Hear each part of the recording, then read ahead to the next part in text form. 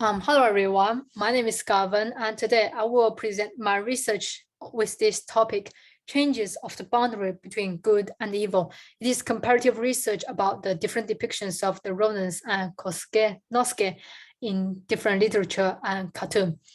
And my presentation includes 4 parts: introduction, research questions, analysis, content analysis, context analysis, analysis of the author's belief, and finally, the conclusion. So let me kindly give you the introductions first. The Revenge of the 47 Ronins tells about how a group of Ronins who are leaderless samurais led by Oishi avenged the death of their master by killing Kôtsuké, and many adaptations have been made based on it. And selecting from those adaptations, I want to make a comparison between the 47 Ronin in Tales of Old Japan, written by A.B. Mitford, and the Insulting Master of Etiquette, Kôtsuké in Bosch text, and finally, one special episode from Kenshin Shen. Here are my research questions. The first one is, how are the 47 Ronins and Kôtsuké depicted in Mitford, the 47 Ronin, and why are they depicted that way? The second and the third question are quite similar to the first one. The last one is, how are these 3 depictions of these characters differ from each other? So let me start from Mitford text. My hypothesis to the first half question is the polarization of the good and evil of the heroes and villains is clear. And just like the picture shows here, black is black, white is white. So I want to prove that with the text analysis. So in Mitford text, he writes, but the Kôtsuké was a man greedy of money. And when he saw money, he showed eager delight. And before he died, he was speechless and trembling. And from these accounts, we can infer that Kôtsuké was a greedy and coward man. How about the Ronins? Well, I think they represent typical ideal samurais. According to the Nitop Inazo, the 8 virtues of Bushido, we can find a corresponding accounts in Mitford text. For example, the fourth one, respect. Thus, in consideration of the high rank of Kôtsuké, the Ronins treated him with the greatest courtesy, and over again, entreated him to perform harakiri. And at the end of the story, Mitford made a good comment, which is, it is a terrible picture of fierce heroism, which it is impossible not to admire. So in conclusion, in Mitford text, readers can easily distinguish who is the hero and who is the villain due to the greatly different accounts or the polarization of these characters. So why are they depicted that way? Well, I think it reflects how Japanese during the periods of shogunate typically received samurais and valued Bushido. And I want to begin my context analysis from the publication year of Tales of Old Japan, which is 1871. And in terms of the purpose of writing this book, Mitford states, because of the recent revolution that brought about many changes, he wanted to keep a record of these disappearing civilizations. And here, the recent revolution is probably referred to the Meiji Restoration, which happened in 1868. And according to Britannica, and it brought out many political, social, economic change.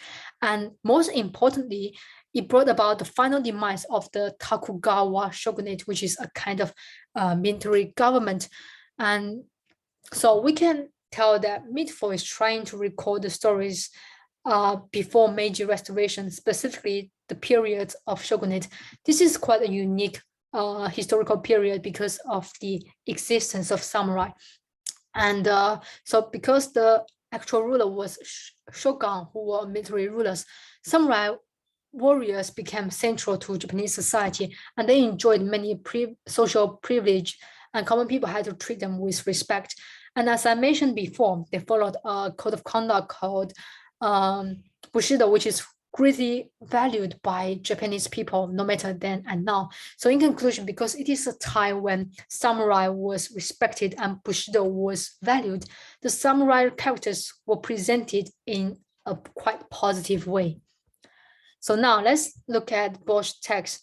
And my hypothesis to the first half question is the goodness of the 47 Ronins and the evilness of Kôtsuké and Kôtsuké still can be easily distinguished, but the boundary between the heroes and villains start to blur. And here are the accounts from Bosch text. Based on these accounts, we can infer that Kôtsuké and Kôtsuké is rude, insolent, coward, and mean, and Ronins are still honorable and loyal. However, what's really special about Bosch text is the titles he used. He used the title, the insulting master of etiquette, Kôtsuké and Kôtsuké, but Mitford used the title of the 47 Ronin. And in Bosch text, he also wrote, Kôtsuké and Kôtsuké is a man worthy of the thanks of all humankind, for he awakened king loyalties and provided the necessary black occasion for an immortal undertaking. And as Koichi Hajimoto states in his research, Bosch and Japan, he knows that Bosch focuses on the traitorous villain Kôtsuké and Kôtsuké as an alternative hero. And if we look at the real history, we can find that Kôtsuké and Kôtsuké is not a complete villain because he also made a contribution to the development of the Golden Bank and stopped many floods.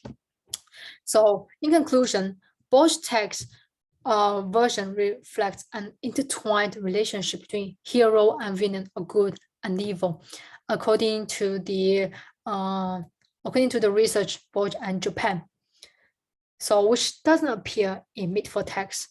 So why is that? Well, according to the Koichi Hajimoto, Bosch and Japan, it can be partly attributed to Bosch adherence to Oriental religion and philosophy, while he states in his research that Bosch is interested in Oriental religion and philosophy, and he believes what separates Buddhism from other religions is the idea that an apparent conflict between two opposing forces can be transfigured into a single sphere, which means heroes can be villains and villains can be heroes. And finally, let's turn to Korean Shinshan's adaptations. My hypothesis to the first half question is the way they present these characters is quite postmodern. The pig here is Buri and he represents Kôtsuké Kôtsuké, and Korean Shinshan represent Oishi, the samurai. And so what is postmodernism? According to Natalia Van Mora's theoretical framework in her research, the mixture of elements and the defined conventions compose the characteristics of postmodernism. And she also cited a definition from Jean-François Lyotard, which is an act of suspicion upon everything that modernity has brought. She also states that postmodern films disrupt many structures, for example, the dualities between heroes and villains. So in Korean Shinshan, let's begin to look at the clips in detail. Kôtsuké Kôtsuké still acts like a greedy man. However, there are great changes in the Ronan's characters. For example, this clip, the master is asking them to take the revenge. However, they say, you can go by yourself. Why do we have to revenge? And this really subverts how people traditionally view faithful samurai. And also this one, when Shinshan saw a beautiful lady, he rushed to her, and which is show a quite lustful samurai. So this one, Korean Shinshan said, if I beat him, Buri, how will you reward me? And the girl said, I will marry you. So Shinshan decided to take the revenge. And here, it is not a revenge anymore because he focuses more on his own interest, which is marrying a beautiful lady. So in conclusion, based on this clip analysis, we can't 100% define the Ronins as real or typical heroes anymore, and the boundaries is not that clear. So why are they presented that way, especially the Ronin character in Korean Shinshan? Well, I think it reflects the postmodern Japanese society. Well, according to the research from Alfonso James, etc., postmodernity results from a radical change in the nationalist project developed during the Second World War and the interaction with this historical period of Meiji era. And Japanese, they struggle between its millennial past and modernity And in this chaotic period, Japanese began to reinterpret their identity. So during the reinterpretation, the past history is critically questioned or deconstructed. This is why the typical samurai character is defined. So by comparing from medieval text to Bosch text to Korean Shinshen's adaptations, we can conclude that due to social changes from feudal Japan to postmodern Japan and personal belief like religion, same characters can be depicted differently. And specifically, in the case of the Ronins and Kôtsuké, the clear boundary between good and evil is gradually blurring. And finally, we can't really distinguish the good from the bad. And that's all. Thank you. Here is the bibliography. That's all. Thank you.